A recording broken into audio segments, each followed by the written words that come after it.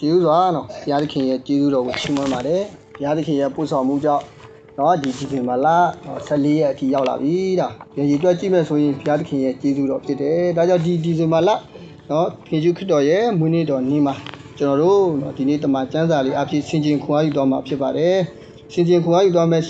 တမန်ကျမ်းစာကတော့ရှင်ယောဟန်ခရစ်ဝင်ခန်းကြီး3ခန်းငယ်16ဖြစ်ပါတယ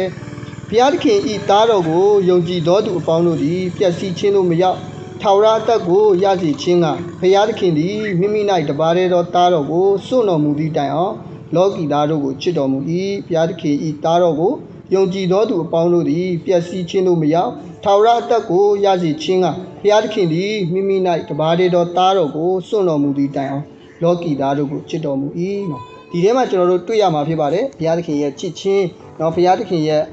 ချစ်ခြင်းကနော်အင်မတန်မှကြီးမားလာတယ်သူရဲ့တပါးတည်းသောသားတော်ကိုစွန့်တော်မူတယ်နော်ဒါသားတစ်ယောက်ဆိုတာနော်မိဘတစ်ယောက်နေရာကဝင်ခံစားကြည့်သားတစ်ယောက်လူများတွေကိုပေးဖို့ဆိုတာဒါနည်းနည်းတော့ချစ်ချင်းတော့မဟုတ်ဘူးပေါ့နော်ဒါကြောင့်ကျွန်တော်တို့ယုံကြည်သူတွေမှာချစ်ချင်းနဲ့ပတ်သက်ပြီးနော်၄မျိုးရှိတယ်ပေါ့နော်နံပါတ်1ကကြတော့အီရောလို့ခေါ်တဲ့မေတ္တာဖြစ်ပါတယ်အဲ့ဒါကတော့ဘယ်လိုမျိုးချစ်ချင်းလဲဆိုတော့လင်းနဲ့မယားနဲ့ကြားမှာချစ်တဲ့ချစ်ချင်းမျိုးဖြစ်ပါတယ်နော်ဖြူစီနဲ့ချစ်ချင်းမျိုးဖြစ်ရမှာဖြစ်ပါတယ်နောက်တစ်ခုကကြတော့စထရောဂျီတဲ့နော်စထရောဂျီဆိုတာကတော့မိဘနဲ့သားသမီးကြားချစ်တဲ့ချစ်ချင်းဖြစ်ပါတယ်ဒါမိဘနဲ့သားသမီးကြားချစ်တဲ့ချစ်ချင်းကိုချွတ်ကတော့ခေါ်တယ်ပေါ့နော်928ပေါ့928မြစ်တာမျိုးဖြစ်ပါတယ်နောက်တစ်ခုကကြတော့ဖီလီအိုတဲ့နော်အဲ့ဒီမြစ်တာကကြတော့ကျွန်တော်တို့ချစ်တဲ့ခင်တဲ့သူတွေပေါ့နော်ချစ်သူကြီးစားတဲ့ပုံမှာထားတဲ့ချစ်ချင်းမြစ်တာမျိုးဖြစ်တယ်အဲ့မှာယုံကြည်မှုနဲ့လေးစားမှုတွေပါတော့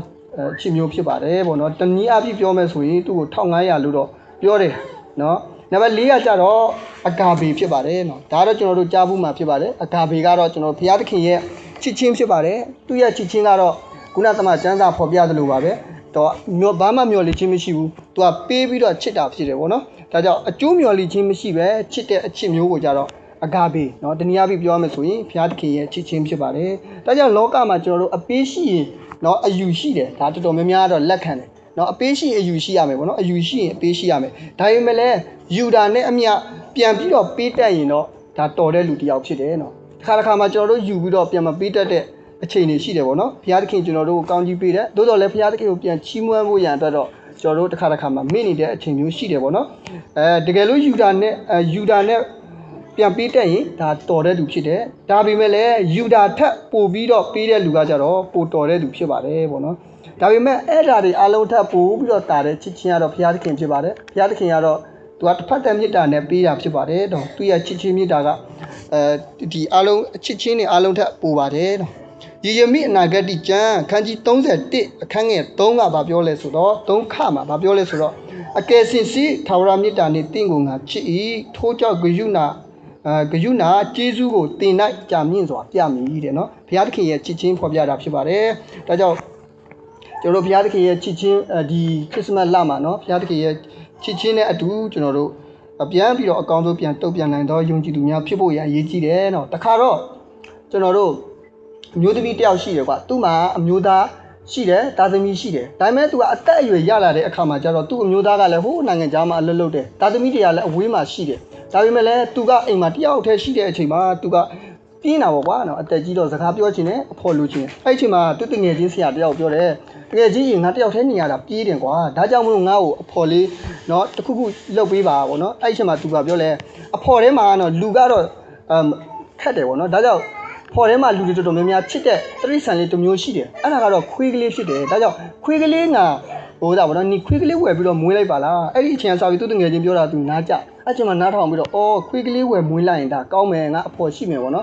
်အဲ့ဒီအချိန်မှာခွေးကလေးတစ်ကောင်ဝယ်မွေးတဲ့အချိန်မှာခွေးကလေးကအော်သူကြီးရနဲ့မွေးတာပေါ့နော်ချစ်တာပေါ့နော်အဲ့ဒီအချိန်မှာခွေးကလေးကကြီးလာတယ်အော်ခွေးကလေးနဲ့ခင်မင်းလာတယ်ရင်းနှီးလာတယ်ခွေးကလေးကိုတအားကြီးကိုချစ်တယ်နော်လူတစ်ယောက်လိုလဲဂယုစိုက်တယ်တရက်တော့မမျော်လင့်မဲ့အဲ့ဒီခွေးကလေးကအော်နော်နေမကောင်းဖြစ်တယ်ပေါ့နော်ကုတယ်နော်ခွေးကလေးကိုကုတယ်စွမ်းရှိသမျှကုတယ်လူတစ်ယောက်လိုပဲပြုစုတယ်ဘာလို့လဲ तू အဖော်ဆိုလို့ဒီခွေးလေးတစ်ကောင်ပဲရှိတာဟုတ်ဒါပေမဲ့လည်းအဲ့ဒီခွေးလေးကို तू ပြုစုရင်းနဲ့မထင်မှပဲခွေးကလေးကဆုံးသွားတယ်ခွေးကလေးကဆုံးသွားအဲ့ဒီခွေးကလေးကိုဟိုဒါပေါ့နော်ဒီတိုင်းမြင်မမြုပ်သေးဘူးအဲ့ချိန်မှာဆရာကိုခေါ်တယ်ဆရာကြီးတဲ့လာပါဦးတဲ့ကျမအိမ်ကိုလာပါဦးကျမဒီမှာအရေးကြီးတဲ့လူတစ်ယောက်ဆုံးသွားလို့တဲ့ ဟာအဲ့ချိန်မှာစဉ်းစားတော့ဗောနော်အရေးကြီးတဲ့လူဆိုတော့ဘာလဲသူ့အမျိုးသားလားသူ့သားသမီးလားအဲ့ချိန်မှာအိမ်ရောက်လာတာကဲဘယ်သူလဲဗောနော်အဲ့ချိန်မှာသူခွေးကိုလက်ညှိုးထိုးပြတယ်အဲ့ဒါကျမခွေးလေးတစ်ကောင်ဆုံးတာဖြစ်တယ်ဟာ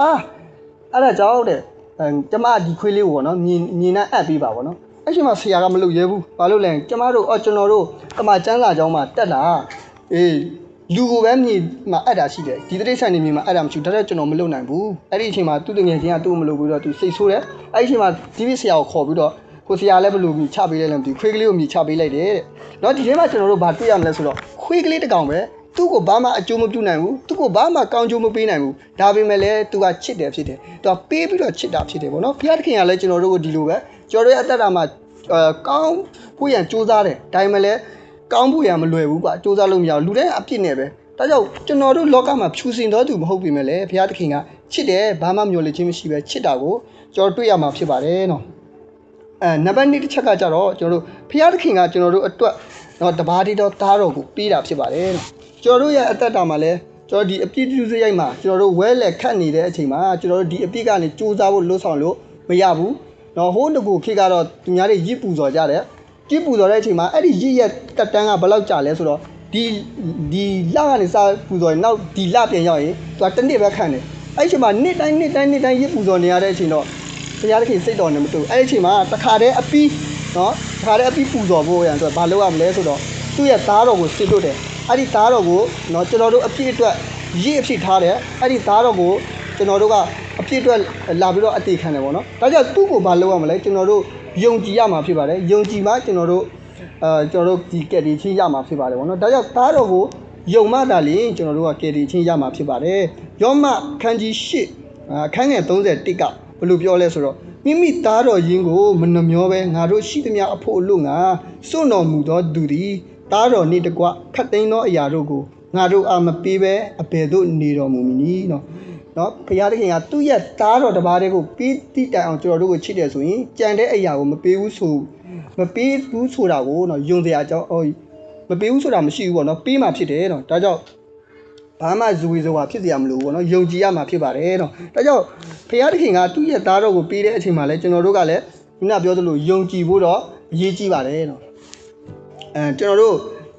့တခါတော့ပေါ့နော်တနင်္သာရီဒဝဲကအမျိုးသမီးတယောက်ရှိတယ်အဲ့ဒီအမျိုးသမီးရဲ့နာမည်ကဘာတူလဲဆိုတော့နော်အိုင်ရီတဲ့နော်အိုင်ရီဆိုတဲ့အမျိုးသမီးတယောက်ကသူကအမျိုးဒီတမောတာပေါ့နော်ဖះเจ้าမှာသူလှုပ်ဆောင်တယ်ကောင်းလှုပ်ဆောင်တယ်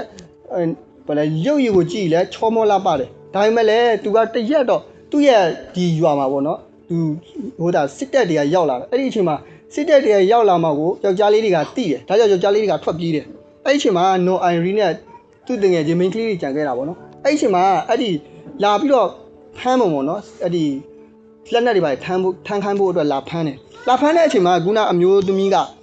ခုနလာဖမ်းတဲ့လူကအမျိုးသမီးတွေပဲရှိတော့တယ်အမျိုးသားမရှိတဲ့အချိန်မှာခုနနော်အိုင်ရီတို့ကိုလည်းဖမ်းသွားတယ်အဲ့လိုဖမ်းသွားတဲ့အချိန်မှာမျိုးသမီးတွေကတော့ယောက်ျားလေးတော့ဘယ်လောက်အားကိုးလို့ရမှာလဲ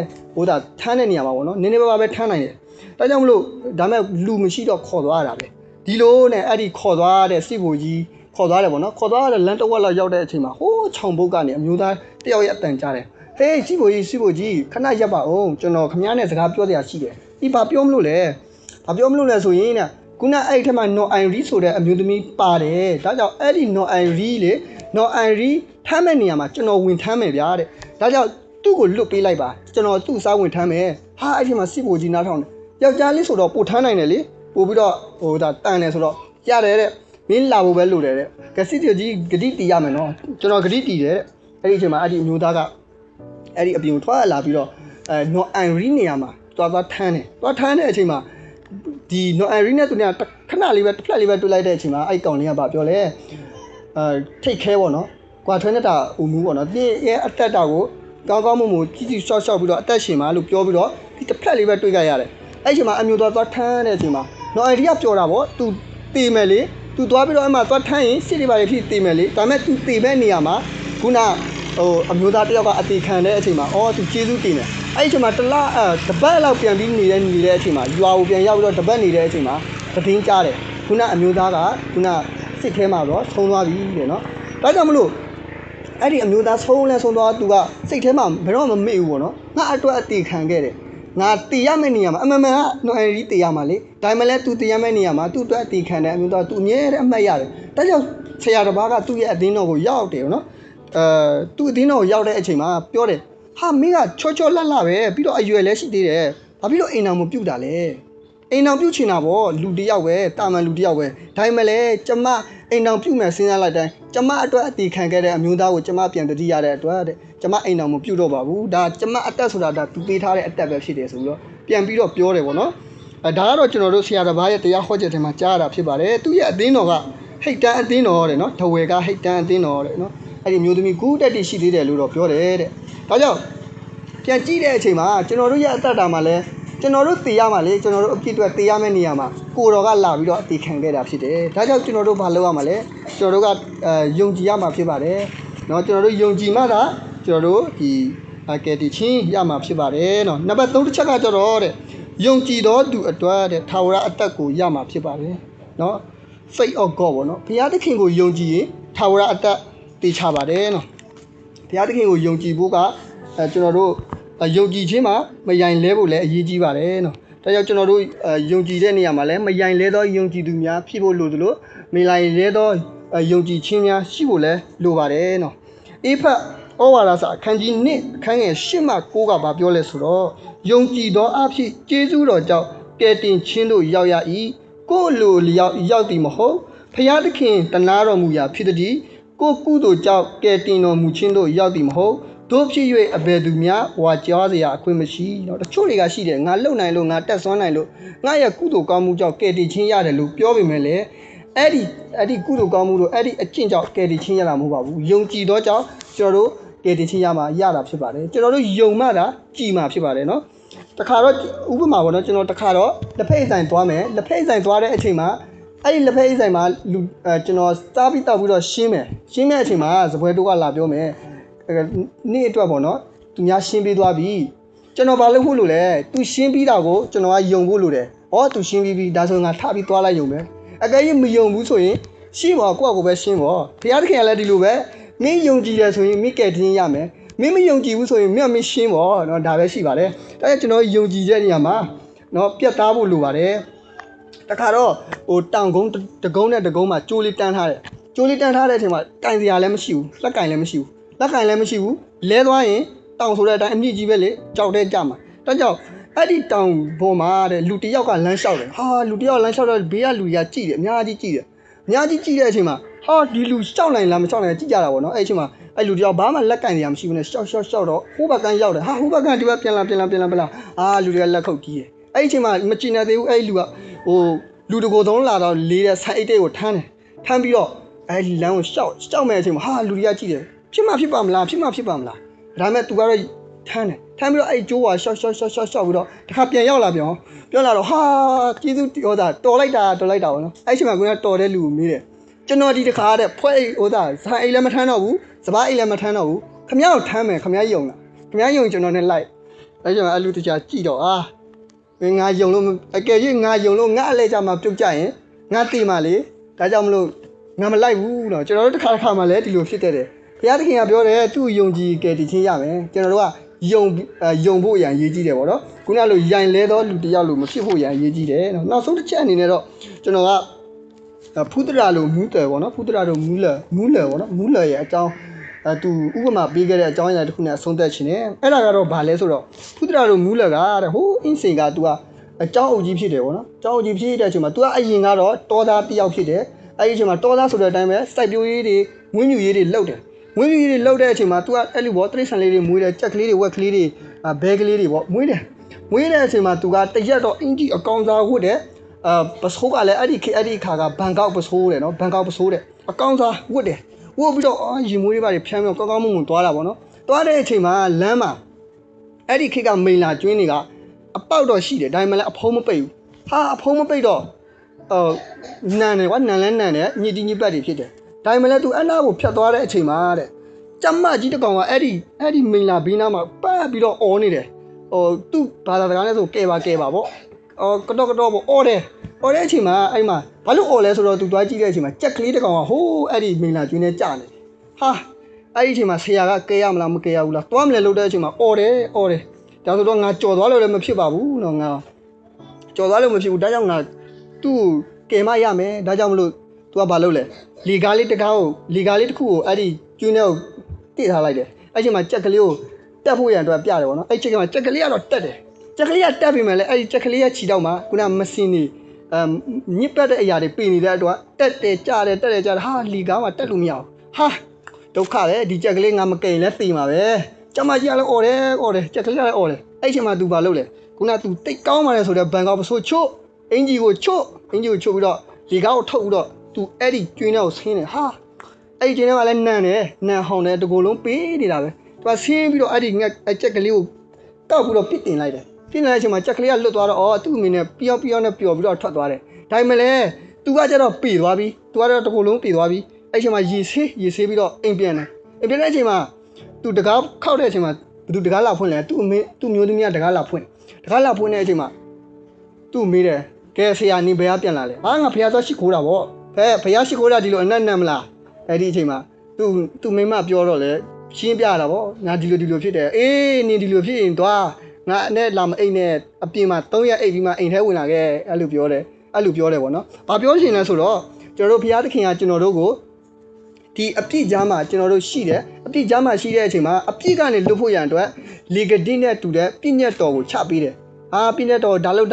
ချပေးတယ်ဒါမှမဟုတ်ကျွန်တော်တို့ကအပြစ်သားလေစူးစမ်းပြီးတော့တစ်ခုတက်မယ်လှုပ်လိုက်ပြုတ်ကြလိုက်ထူတက်မယ်လှုပ်လိုက်ပြုတ်ကြလိုက်အဲ့ဒီအချိန်မှာတခေရှုခိတော်ကသူ့ရဲ့ဘုံစည်းစိမ်ကိုစွန့်တယ်သူ့ရဲ့လုံနိုင်တဲ့အာနာပါဝါတွေကိုစွန့်ပြီးတော့ကျွန်တော်တို့အပြစ်အတွက်ဆင်းလာတာဖြစ်တယ်ဒါကြောင့်နောက်ဆုံးမှာသူ3ရက်ထိ